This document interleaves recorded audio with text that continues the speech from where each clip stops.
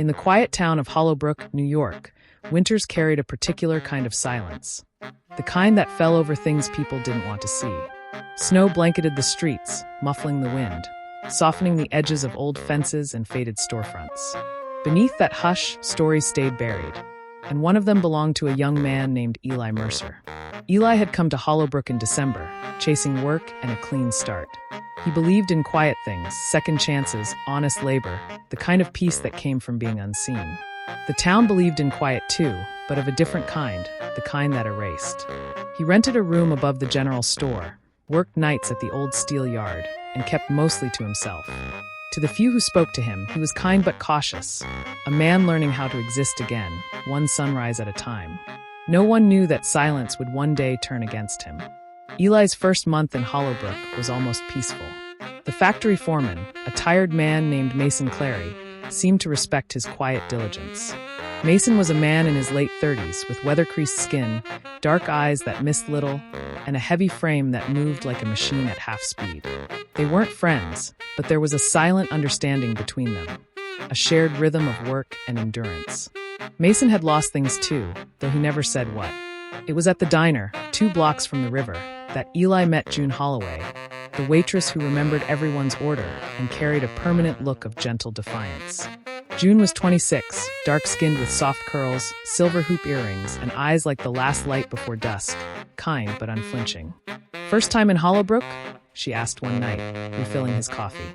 "Trying it out," he said. "See if quiet really is what it's made out to be." She smiled faintly.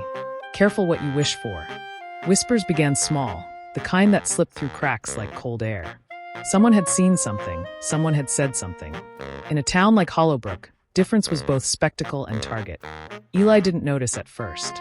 The steel yard was noisy, full of shouting and metal and smoke, a place where you could lose sound, if not thought. But he started to feel the weight of glances. Laughter when he walked by. A shift in tone when he entered a room. Mason said nothing. June said everything without words. A look of worry every time he came in, a hand lingering near his cup, as if to say stay longer, just for now. But the silence kept growing teeth. One morning, Eli found the word liar, etched into the frost on his truck windshield.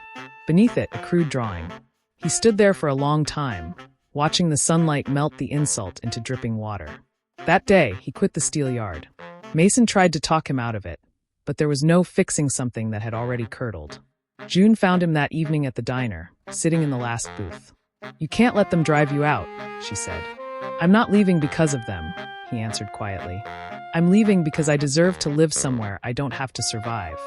It was the first time she saw tears in his eyes. That night, Hollowbrook's silence broke. A neighbor reported a noise near the factory, a shout, then nothing. By morning, Eli was gone. June searched for him for days. Mason joined, guilt heavy in his chest. When the sheriff's office found Eli's coat by the river, the town collectively looked away. The investigation came and went like a passing storm. There were suspects, men from the yard, boys from the bar, but in Hollowbrook, truth often froze over before it could thaw. June didn't stop asking questions. She wrote letters, called reporters, stood outside the courthouse in the snow. The town called her stubborn. Mason called her brave. Weeks later, a journalist arrived from the city.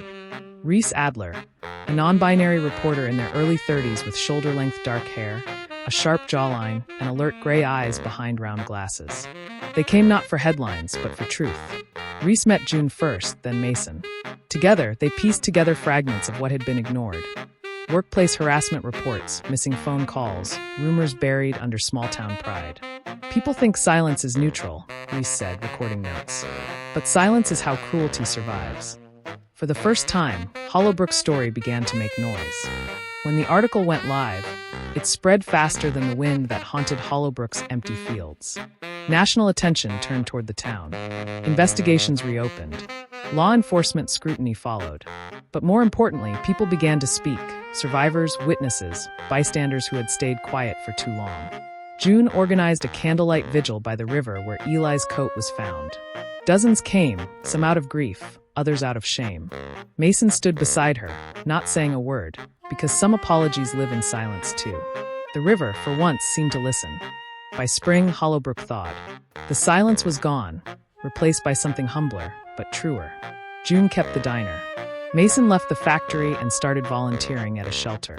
Reese returned to the city and kept writing about small towns, forgotten stories, the power of names remembered. And sometimes, when wind moved through the birch trees by the river, it sounded like a whisper, not of fear, but of peace.